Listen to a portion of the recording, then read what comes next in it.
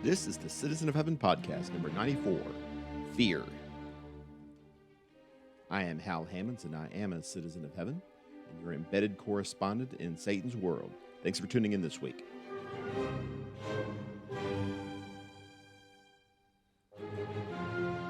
The world is on fire, and not in a good way. I can see it, I can smell it, I suspect you can too. But adverse and even dangerous circumstances are the rule in Satan's world, not the exception. God promises peace to those who seek it, but you must seek it, especially when it seems impossible to find. This week we'll discuss the one fear that will banish all the others, the integrity of Chip Gaines' business model, the potential loss of freedom if such is even possible, and the way to turn small successes into total failures. Let's start with what I've been preaching.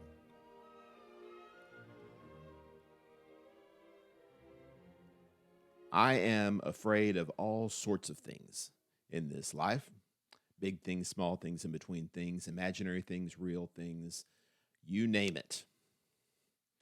Whether they're political matters, social matters, matters of health, matters of safety, constitutional matters, regarding my children, regarding my own personal future, it doesn't matter. Every situation in life is an opportunity for fear, and to a certain degree, I partake in it. But I don't live in fear. I refuse to live in fear because God has told me not to. We are told repeatedly, in fact, it's the most often repeated command in the Bible, do not fear, have no fear, do not be afraid. We're told over and over again. As frequent as the opportunities for fear come up, so frequent are the admonitions from our God to not succumb to those fears. And this is encapsulated in the frequently repeated, not quite as frequently, but almost as frequently repeated command for us to fear God. And that may seem on the surface to be contrary to what we were just talking about. How can you not fear and then fear God? Well, the fear of God is totally different, of course. When we live in the fear of God, which in a nutshell means respect, honor, reverence, maybe a certain degree of shaking and trembling also, because there's certainly ample precedent for God to deal poorly and harshly with those who do not fall into his favor. We realize that, we accept that, and we embrace that because we know that we have chosen a different path. We have chosen to fear God and to keep his commandments because this is the whole responsibility of man. This is man's all, as the text says in Ecclesiastes 12, verse 13. We have chosen that path. If you are listening to this podcast, I'm trusting that you are a Christian, that you have decided that you're going to fear God. But you may not have decided not to fear everything else. And that's really what the bulk of this point is, to emphasize that a proper fear of God banishes all other fears. If you fill your heart with the fear of God, you don't have anything left in your heart to fear anything else. This is what God offers to you. This is the peace of God that passes understanding that Paul writes about in Philippians. This is the confidence that we have, that the apostles had, that the faithful have always had, the faith that Elijah had on Mount Carmel, the faith that Abraham had when he left his kin and countrymen and went off into a land that God would show him. Over and over again, we see this faith that people have in their creator God, their benefactor, the one who promises it's going to work out. They venture out into the unknown and they find disaster, they find hardship, they find enemies, they find at least short-term defeat sometimes. That doesn't sound like fearing God is working out for you, but it does in the long term. Sometimes despite our best efforts, we live to survive our failures and learn from them and grow to appreciate that if we had just trusted that God's way was right in the first place, so we'd given him the reverence and the awe and the respect that he deserves, that he requires from us, then maybe we could have avoided some of those circumstances. And even if we didn't avoid those circumstances, we would at least be able to put them in perspective. Shadrach, Meshach, and Abednego going into the fiery furnace do not necessarily hold out any hope, any expectation that they're going to be delivered from this process, but they're going to fear God one way or the other, more than they fear Nebuchadnezzar. And so they are willing to accept whatever consequences go with that because they trust that they are safe in the hands of God. That's what fearing God is really all about. In Acts chapter 10 and verse 35, 34 and 35, the Apostle Peter, speaking to the household of Cornelius, extends that blessing, extends that opportunity, not just to the Jews of the world, but to everybody, all those who fear him and do what is right. Those are the ones that are pleasing to him, the text says. You have the opportunity, just like Cornelius did, you have the opportunity to choose to live in the fear of God. And it may turn out, I'm not promising anything because God doesn't promise anything, but it may turn out that the obstacle in front of you, the thing that is keeping you from trusting in God, is actually, in reality, simply an opportunity for God to manifest himself, which he has not availed himself of yet. And I don't want to overmake this point because not all of us are going to see the revelation of God in the way that, for instance, the Israelites at the bank of the Red Sea did. I would not hang your hat on that. God does not promise that. But in the broader sense, if we will step back and allow God to do his work, if we will allow him to have his way with us, we may find, and we may live to see it, lived out in front of our eyes, we may find that he has led us to what appears to be the threshold of disaster simply so that he can show himself to us.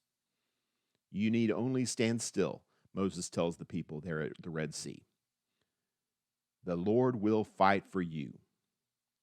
Do not be afraid. I don't know what your Red Sea experience is right now. I don't know what is your particular object of fear, if any. But trust that the God that you serve is greater than that fear. He is greater than the source of that fear. He is greater than the devil who is at the heart of all of these fears.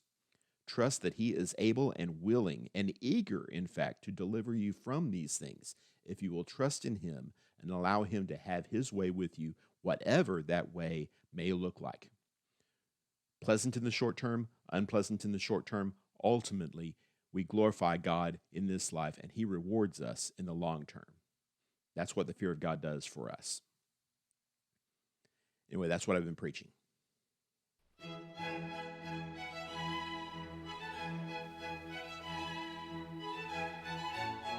This is what I've been reading. Chip Gaines is probably best known and most appropriately known as the husband of Joanna Gaines. Like most husbands, I think he falls into that category. Joanna Gaines and Chip, of course, are at the center of the whole fixer-upper phenomenon and the Magnolia empire that has taken over Central Texas, where I now live. It led me to purchase Capital Gains, which is Chip's book, and read it thoroughly and find a great deal of insight there that really drew me to the whole project and is making me look forward even more to whatever the Gaines family might have to offer society in coming months and years. I may come back to Capital Gains next week because there's more than I'm prepared to process here. But I do want to turn your attention a little bit to an episode that Chip tells in his book about in the very early days, in the very first shop that they had, the little shop on the Bosque, as they like to refer to it. He saw a few 15-year-old local kids, not necessarily in the best part of town because that's where the market was. They wanted work, and he was glad to offer work to them because there was work that needed to be done, and that's the kind of people they are. And so he promised them a few dollars for doing various little odds and ends, sweeping up, that sort of thing, and left to do his business and left them to do their business. And toward the end of the day, he came back to check on them, and they were already gone. Well, it looks like they really got to it. Well, they got to it all right. They got to emptying his cash box and stealing from him, and he never saw them again. Well, that's not the way that it was supposed to turn out. These stories sometimes do turn out that way. We realize that. If you turn the other cheek to somebody, he's likely to slap you on that other cheek. That's the way the world works sometimes. This is Satan's world, after all. And we can respond a couple of different ways to that. We can give in to the fear of being taken advantage of, giving in to the fear of being hurt or being damaged in some fashion, or we can live our lives in faith and hope and refuse to become that kind of person. I like the way that he phrased it here on page 64 of his book. And I refuse to let my life be driven by fear of what others might do or what might happen to me. My fretting over our safety or future or even our health won't add a day to our lives, but it might well diminish the days we've got. I think there's a lot of wisdom in that. And Chip goes on to say in this very section that you can take this too far. His wife is not of the same kind of mental stuff that he is. She is a door locker and a key checker and all of that kind of thing. And maybe the two of them balance out somewhat. And maybe that's a good thing. At the same time, though, there is something very much to be said for choosing a path for your life, the right path, choosing it very carefully, deciding what kind of person you're going to be, and then not allowing circumstances to change that. Don't let fear change who you are. And that is what the Bible tells us. The Bible doesn't tell us to set ourselves up for positive circumstances in the short term. It doesn't tell us to choose a path that will work out for us in the short term. It says for us to choose a path that will draw us closer to God. And in the long term, that will work for us, and oftentimes in the short term as well. Sometimes we will see the effects of serving God, sometimes we will not. And that's when faith really comes in. Are we going to continue to go down God's path when it doesn't seem like God's path is working out for us very well? That's the Abraham story. That's the Jacob story. So many stories in the Bible. The Apostle Paul, and on we could go. People who are doing exactly what they need to do in the moment, and it is going terribly for them. The question comes up to us in those moments, are we going to give in to fear? Are we going to stop being what we said we wanted to be? And God tells us, push through this. Jesus tells us, push through this. Do you want to be a generous person? Do you consider yourself to be a generous person? Is that a value that you honor in your life? Well, there are going to be times when that comes back to bite you, as it did with Chip, as it has in my life. I've had my share of people come to the church house door and knock on it and ask for something, and I've given them something, and there was certain understandings about how behavior was going to change and what we were going to see from them, usually at their initiative, not mine. Not a matter of, well, I'll give you $10 if you come to church services on Sunday. That's not the way it works. They're bending over backward to tell me all the things they're going to do because we've shown this generosity, and then we never see them again. That's the rule instead of the exception. Well, what does that mean for me? Do I stop being a generous person? No, we continue to give to the one who asks of us, as Luke says in chapter 6 and verse 30. If it doesn't work out, it doesn't work out. This is not about improving his life ultimately, although obviously that's part of it. The main thing is showing ourselves to be the kind of person that Jesus values, the kind of person that Jesus was. If Jesus only gave to people who would give back to him, none of us would have anything. And likewise, we need to be prepared to give to others, to cast our seed upon the water, as Solomon says in Ecclesiastes, and trust that it's going to work out. Are you a peaceable person? Well, again, sometimes going the extra mile with somebody, sometimes turning the other cheek to somebody only results in short-term damage, or it seems to anyway. Well, do you want to be a peaceable person? Do you want to be the kind of person that is at peace with himself and with his neighbors? There is certainly a degree to which if your neighbor declares war on you, then there is a self-defense mechanism that kicks in, yes. But do not let this war be of your own making. Do not be launching any kind of preemptive strikes, as it were. We are called to be people of peace, and so therefore we are peaceable people. Are you a patient person? Well, I'll give a quick note of that one, and you might as well. But we aspire to be patient people, right? We want to be more patient than we are. We see the value there, and we see the frustration there, because the more patient we are with our children, with our government, with our neighbors, with our brethren, it seems the worse and worse things seem to go. And again, we're not suggesting that you don't modify your behavior somewhat, but you don't stop being patient. You don't stop striving for patience after you have suffered a little while. God tells us through Peter in 1 Peter chapter 5, verse 10, after you've suffered for a little while, the God of all patience, he is going to be the one who strengthens you. He's going to be the one who helps you stand. Ultimately, it's all about faith. Are we going to be faithful to God? Are we going to trust in him to get us through these difficult times? Or are we going to give in to fear? Like was the case with some brethren there in Asia during the time of John the Apostle. Be faithful unto death, to the point of death. I like the way the CSB says. If it brings you to the point where everything you see is going to end, or very well may end, we continue to choose this path. We continue to choose faith. If we're faithful to that point, even if it looks like it costs us everything, we are only reminded that those things that it costs us are things that supposedly we didn't value in the first place. At least not in comparison to how much we value our relationship with God, how much we value our home in heaven. That is what we aspire to be. That is where we aspire to go. That is our character that we have chosen for ourselves. Don't let fear interfere with that process. Allow God to turn you into the kind of person you want to be, the kind of person that God wants you to be, the kind of person that Jesus was. Don't let anything stand in your way, especially fear. Anyway, that's what I've been reading.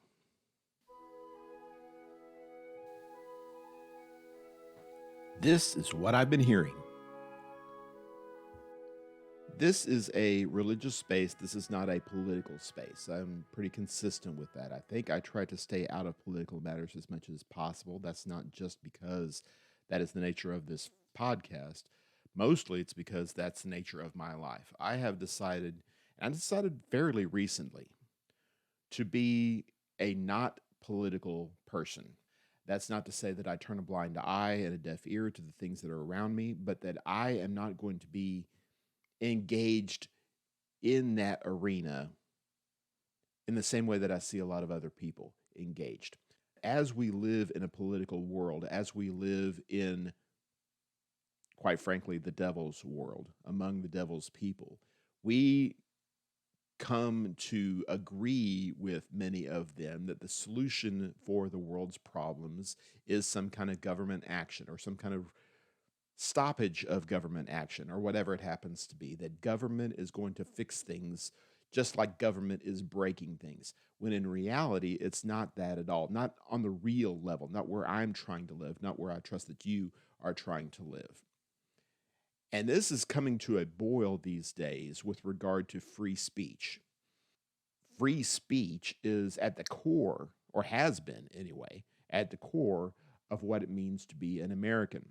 And especially in the religious realm, free to speak about God, free to speak about sin, free to speak about salvation to anyone and everyone, especially those who don't want to hear it.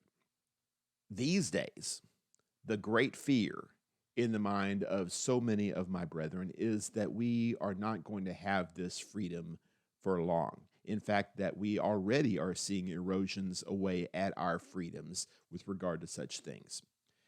And I would like to clarify a little bit what I think we mean when we say that. What we're really worried about is not so much that we're not going to be allowed to speak. We're worried about having consequences attached to our speech. That's what we're really concerned about.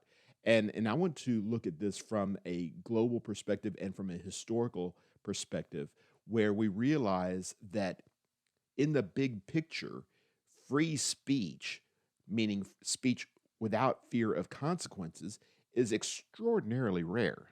The idea that I can say whatever I want to say and not go to prison and not get shot, not get stoned, not get ostracized from the community, that's a very American thing. That is a very modern thing. That was not the world that the Christians in the first century lived in by any stretch of the imagination.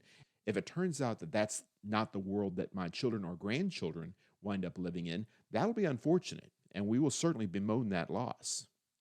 But it's not like the world is coming to an end either.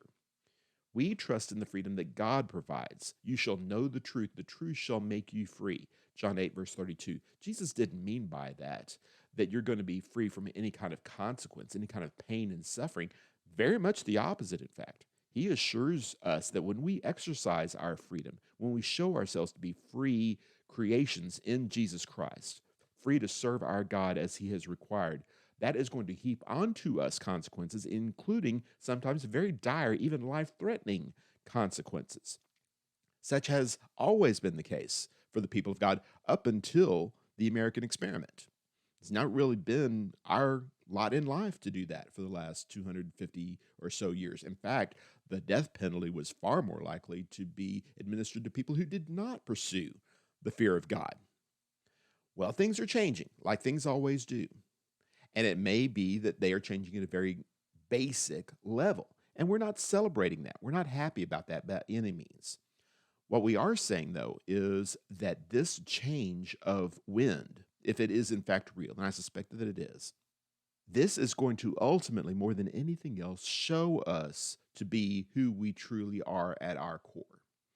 Are we serving God because it's working out for us? Are we serving God because it seems like just as good a thing to do as anything else? Are we serving God because we truly believe that He is our master? This is the Daniel story from Daniel chapter 6, where he is threatened to be thrown into the den of lions if he does not comply with the king's religious edict. It's not so much a matter of he's going to go to hell or he fears that he's going to go to hell because he does not pray toward Jerusalem 3 times every day with his window open. That's not the point at all. The point is Daniel refuses to be defined by his circumstances. He is a child of God. He is living his life in faith. He trusts that this is the best path for his life, and he's not going to let human potentates, he's not going to allow human rulers, human laws to change that. And it's such a tremendous example that is for us. We honor God because we are compelled by faith. We trust that his way is best. His way has always been best. That's what the apostles say in Acts chapter 4, verse 19 and 20, after being called on the carpet for their behavior. Whether it's good to obey you or God, paraphrasing a bit, you decide for that. We cannot help but tell the things that we've seen and heard. This is who we are. This is what we are going to do. We can't do anything else. Our faith requires us to do this. When we give into this notion that we are able to do this because the government lets us do it, we have shown who our true master is. We are going where the law allows us to go. Christians go where Jesus takes us, and we are delighted to do so, even when it costs us something in the short term. Maybe the difficult circumstances of the present day and coming days may help us refine in our minds what it really means to be a Christian, what it really means to walk by faith. And maybe that's not such a bad thing. Anyway, that's what I've been hearing.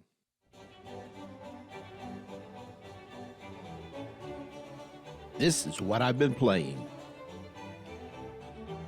We don't have a whole lot of push your luck games in our library. It's not something that we delight in necessarily. We talked about Celestia a week or two ago. That's one that we enjoy. One of the ones from my youth that I really enjoyed, we don't really play much, we don't have actually, is Pass the Pigs. And I wanted to spend a little bit of time talking about a game that you may have actually heard of, that you may actually be playing once in a while. Pass the Pigs is a very simple game, and yet a remarkable achievement with regard to engineering and game design. It's all basically set around these 2 pigs. They're made out of some kind of silicone or whatever. And they roll, which is odd. They don't roll very well, and they certainly don't roll very regularly. But they do roll. They can wind up on their side, which is the easiest way for them to land, and that's a cider. Or they can land on their feet, which is considerably more unusual. That's a trotter. They can land on their back, which is a razorback. They can land on their nose, which is called a snouter. They can even land on the side of their face a little bit, leaning on an ear and the nose together, which is called a leaning jowler. And one of these pigs has a dot on one of its sides. So if it does land on its side, there may be 2 pigs that don't have any dots, or there may be a pig with a dot and not a dot, and that's called a side out, and that means you've lost your turn. And you roll as long as you want to roll. Basically, you press your luck. You get more points for the more unusual things, of course, and as long as you don't roll a side out, you get to keep going. And so there's a temptation, of course, to go and go and go and go and pile up a whole bunch of points. You can win the whole game in one turn if you want to, if it works out well. But most people don't do that. Most people act more cautiously than that because it's very easy to roll a side out. And so what you can do, if you want to, is roll the pigs one time and hopefully at least not side out. Maybe you'll get a cider, and that's 1 point. And say, okay, I'm done. And I pass the pigs. I get to keep that 1 point. Because the longer you roll, of course, the more points you can accumulate, but you'll lose everything, no matter how many there are, no matter how many times you've rolled safely, if you roll a side out. And so that's the safe way to do it, if you want to call it safe. You're much less likely to finish last, essentially, if you pass the pigs as quickly as you possibly can. So if you want to be mediocre at pass the pigs, that's your route. That's what you do. You pass as quickly as you possibly can. And you'll probably not finish last because there's going to be some knucklehead at the table who just rolls and rolls and rolls and rolls and rolls, and he'll have 40 or 50 points on a particular turn. He'll go one time too many, and he'll go back to zero. And he'll finish the game with zero, quite likely. You'll beat him. Congratulations. But for me personally, I play to win. I don't play to survive. I don't play to not finish last. I want to win the game. I want to be excellent at the things that I do, and I don't apologize for that. In fact, I boast about that. Whatever I do, I want to be the best that I can, and it kind of makes me cringe a little bit when I have to settle for less than that. That's not saying that rolling to the nth degree is the best way to play this game, because it's not. A certain element of caution is necessary. But you're not going to find greatness by being mediocre and consistently mediocre. And this is such an important lesson for us as children of God, as we fear picking up the dice, picking up the pigs, and rolling them again. If we want to settle for what we have, we don't want to be any better than this because it's safe where we are. And we cherish safety more than we cherish greatness.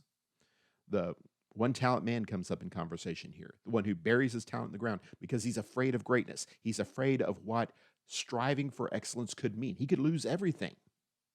And in so doing, he does exactly what his master told him not to do. He was told to work. He didn't feel like working, and the excuse that he used was that he was afraid. And that is right at the core of what we're talking about here. We want to give ourselves opportunities to succeed. And if we spend our entire lives as Christians patting ourselves on the back for these tiny little advances, for managing somehow to not divorce our wife, to not become the town drunk, to show up at church services every week or every month or twice a year, whatever the bottom line happens to be for us in our family, as long as we continue to congratulate ourselves for these little bitty things, we will continue to underachieve. We will prohibit ourselves from becoming the kind of people that we say we want to be and the kind of people that God wants us to be, that he requires us to strive to be. It's not about becoming great. It's about wanting greatness in ourselves as much as God wants it for us in ourselves. Philippians chapter 3, verses 13 and following, that we're forgetting what lies behind, striving forward to the things that are before. We're pressing onward toward the goal. This is the Apostle Paul saying this. He's always pushing forward. However, let us not forget what we have attained to this point. Let's remember how we got as far as we did and go forward from there. That's the story of Ebenezer. If you sing the great hymn and have ever always wondered what an Ebenezer is, it's from 1 Samuel chapter 7, verse 12, where Samuel leads the people in battle against the Philistines, and they get to what was in their lifetime anyway, unprecedented territory. And he requires them to put up a stone, put up a monument here, and he calls it Ebenezer. We have gotten this far with the Lord's help. God gave us this progress. And the assumption seems to be that at some point in the maybe not too distant future, the Philistines are going to come back. They're going to push us back from this place. And we'll be able to look forward into now Philistine territory and see this monument and say, we used to be there. If we used to be there, we could be there again. We could be even further because God got us to that point. God could get us even further if we wanted to go further. And that's what we need to be striving for in our life, trusting that God has given us everything that we have.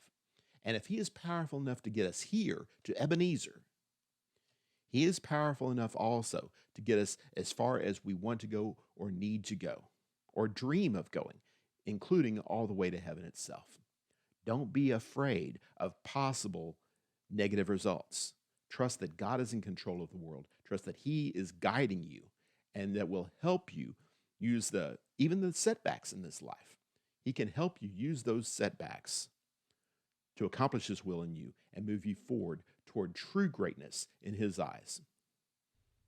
That's what we say we want. Let's go out and get it. Anyway, that's what I've been playing. You have been listening to the Citizen of Heaven podcast. Thank you for your support. If you like what you've heard, please subscribe through your favorite podcast platform and or on YouTube. Comments, corrections, and suggestions are always welcome. Please feel free to follow me through Facebook, MeWe, Parler, or Instagram, or check out my webpage, www.halhammons.com.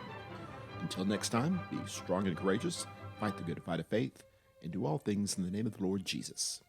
This is Hal Hammons, the Citizen of Heaven, signing off.